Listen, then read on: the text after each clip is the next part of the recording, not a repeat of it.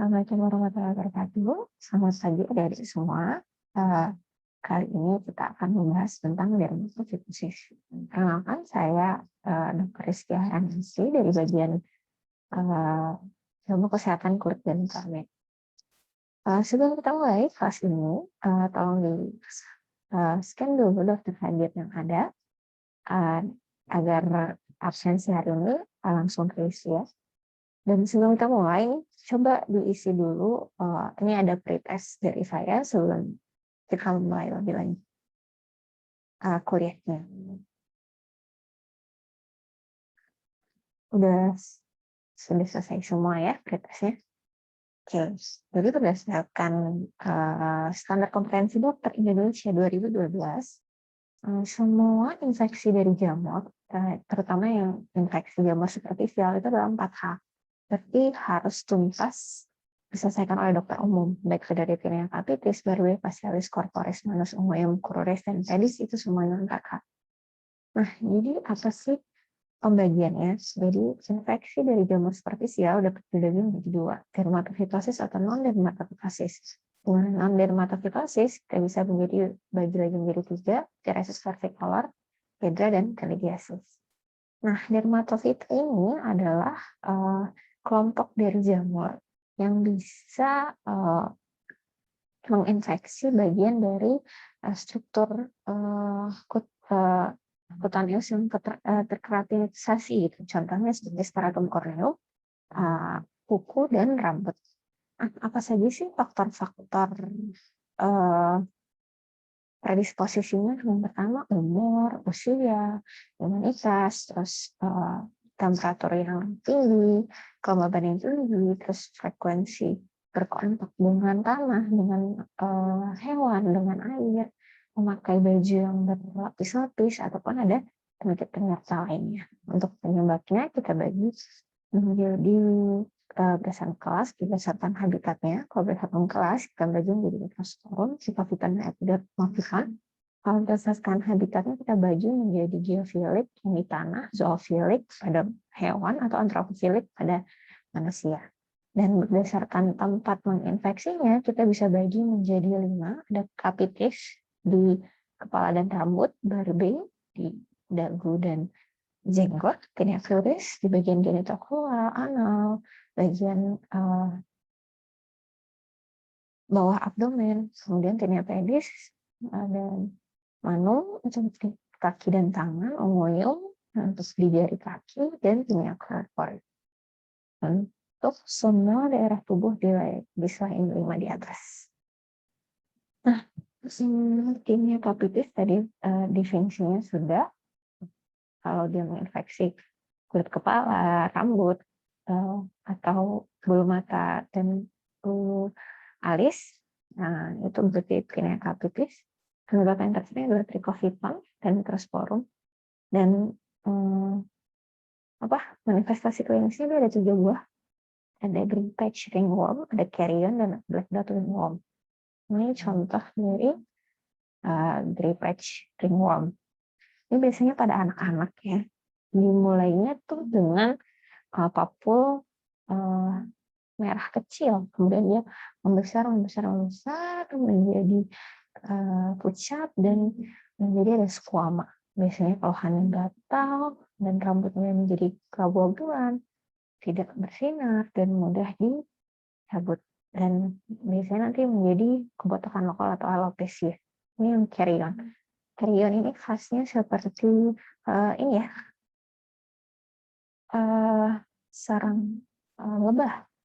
Nanti akhirnya bisa menjadi scar dan alopecia menetapnya dan black ringworm. Jadi kenapa black dot? Karena rambutnya patah di ujung dari puncaknya sehingga nanti bisa jadi titik-titik hitam. Ini yang tinea corporis. Tinea corporis biasanya di tangan, di kaki, kecuali telapak tangan, telapak kaki, dan ulunan. Penyebabnya trichofiton, microsporum, dan epidermofiton. Nah, ini lesinya biasanya bulat oval, ada eritema, ada bersquama, Dan di pinggir-pinggirnya bisa ada festival dan papua, dan di tengahnya itu biasanya central healing, atau di tengahnya tuh lebih sembuh gitu ya. Nah, bisa ada erosi atau rusak, efek dari garuk. Nah, ini bisa juga dia tinea berkata atau tinea fossa. Ini tinea cruris di selangkangan ya. Contoh dari tinea crurisnya, tinea manum jika ada di tangan, tinea pedis berada di kaki, dan tinea omnium apabila ada di kaki. Nah, kita mendiagnosisnya dari anamnesis, pemeriksaan fisik, terus kita lakukan pemeriksaan laboratorium, bisa buat sekian basah atau kit kultur. Nanti kita akan lihat di mana di mikroskop ada hifa yang panjang dengan spora, garis-garisnya hifa yang panjang, dan ada sporanya. Ini dia cara untuk diagnostiknya. Bisa memakai KOH, bisa memakai kultur, bisa memakai lampu.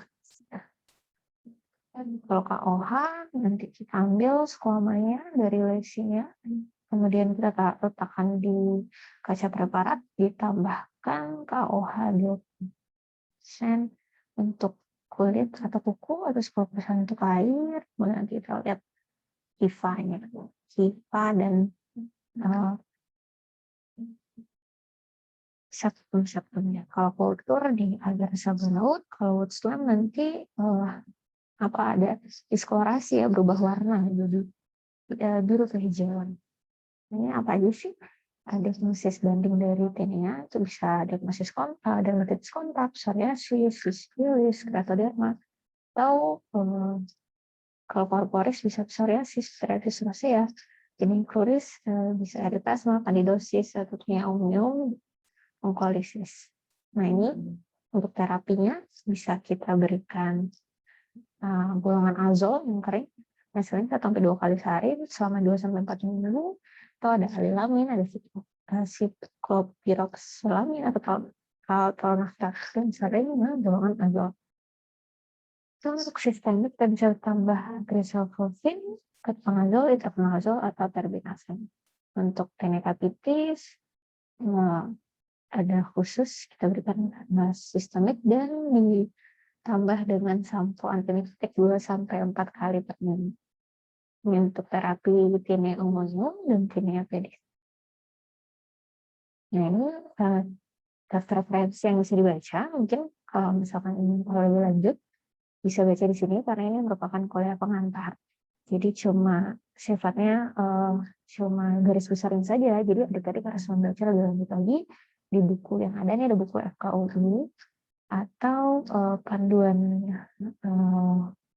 layanan klinis dokter. Jadi sekarang kita buka dengan sesi diskusi ya. Ini ada post-testnya. Oke, terima kasih sudah mengikuti kuliah pada hari ini. Dapat kita lihat ternyata tinggi-tinggi ya nilai post-testnya. Berarti sudah cukup memahami dari materi ini. Kita akan bertemu lagi di minggu depan dengan topik yang berbeda pada bagian kuliah dan kami. Terima kasih. Assalamualaikum warahmatullahi wabarakatuh.